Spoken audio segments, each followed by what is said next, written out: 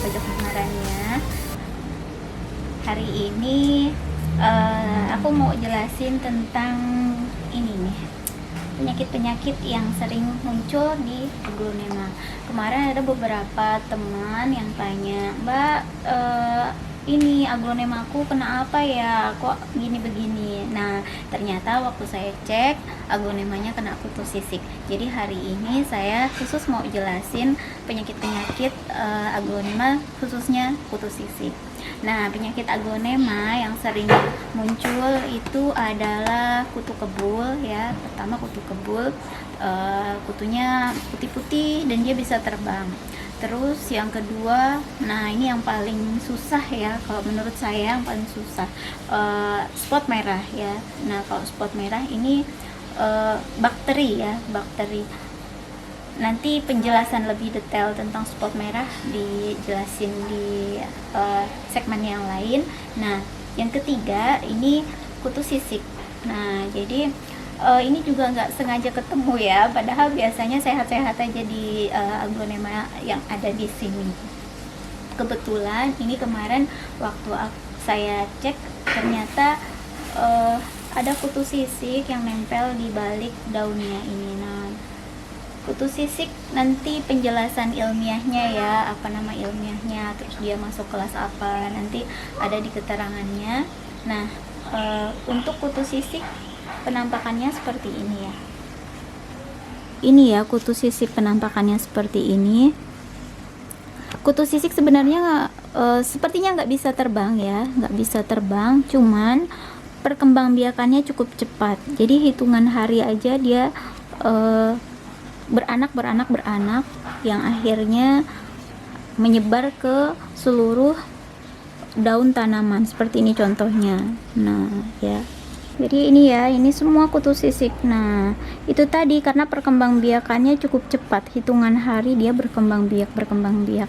Nah, ini daun yang sudah terkena cukup parah ya, seperti ini.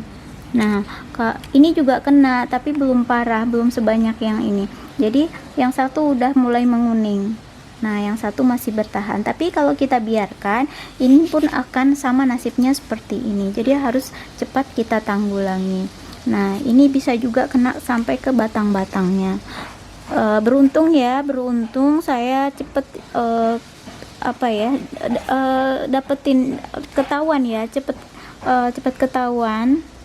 Jadi belum sampai parah, ini udah nanti bisa ditangani ya.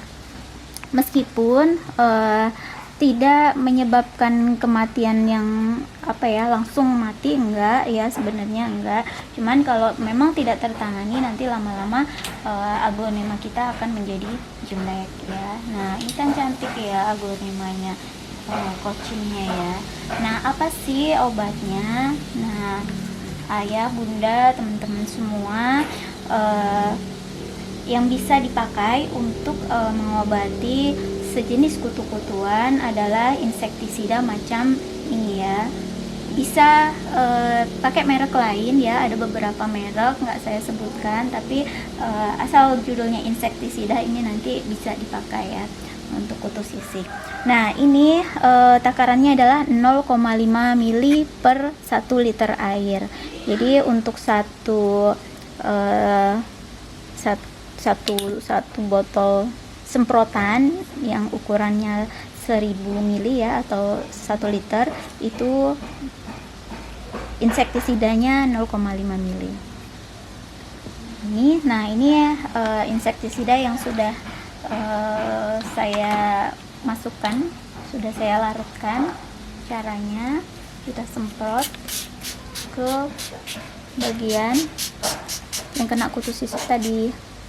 Nah, seperti ini, terutama di belakang daun ya, di belakang daun semua harus kena.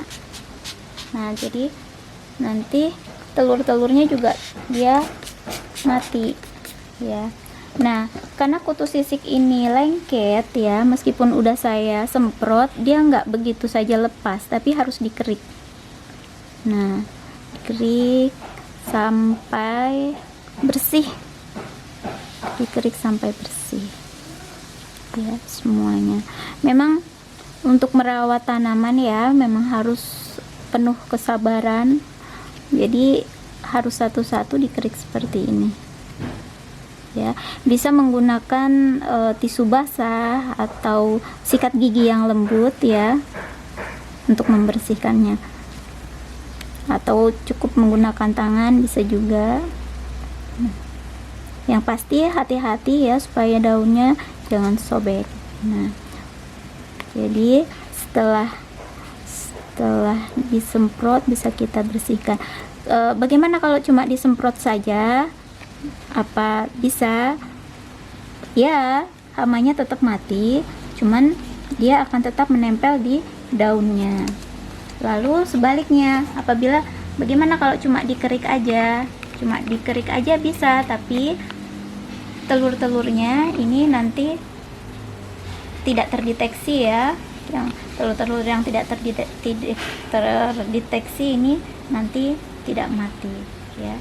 Dibersihkan, dikerik sampai bersih. Nah, bagaimana kalau tidak memiliki insektisida seperti yang saya pakai ini ya?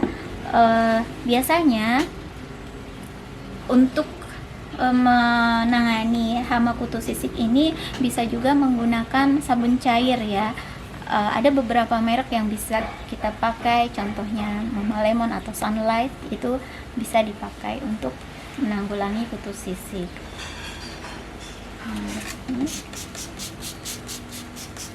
Jadi cukup sederhana sebetulnya ya untuk menanggulangi kutu sisik ini.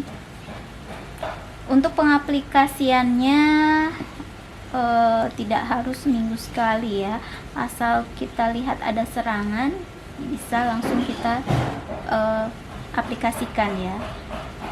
Kecuali untuk pencegahan ya, untuk pencegahan mungkin bisa 2 minggu sekali kita semprotkan insektisidanya, karena tentu selain kutu sisik ini ada hama lain yang seperti tadi saya sebutkan ya, misalnya kutu kebul itu bisa juga menyerang tanaman aglonema. Nah, amankah Bunda ini untuk tanaman? Aman karena memang sudah diformulasikan untuk tanaman ya, jadi jangan khawatir aglonema kesayangan Bunda dan ayah dan Bunda akan mati, enggak ya. Oke, itu untuk kutu sisiknya ya. Mudah-mudahan bermanfaat. Nanti akan saya share lagi untuk penyakit-penyakit aglonema yang lain. Terima kasih. Assalamualaikum warahmatullahi wabarakatuh.